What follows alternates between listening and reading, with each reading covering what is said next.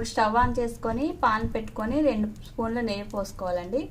ఇప్పుడు పన్నీర్ ముక్కలు వేపుకుందాం. కొంచెం జీలకర్ర పొడి, ధనియాల పొడి. ఇప్పుడు వేపుకున్నాం కదండి, ఇందులో కొంచెం నిమ్మకాయ పిండుకుందాం. ఇలా బాగా కలుపుకోవాలి. స్టవ్ ఆపుకుందాం. చపాతీని కాల్చుకున్న తర్వాత గ్రీన్ చట్నీని ఇలాగా చపాతీని ఇలా బాగా కలపాలి. ఇప్పుడు క్యారెట్, క్యాప్సికమ్, ఉల్లిపాయ ముక్కల్ని వేపుకున్నాం కదా, ఇప్పుడు ఇందులో పెట్టాలి.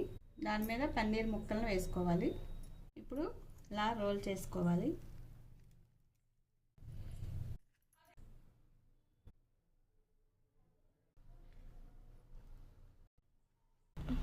అంతేనండి, ఎంతో ఎమ్మీగా ఉండే పన్నీరు ఫ్రాంకీ రెడీ అయింది.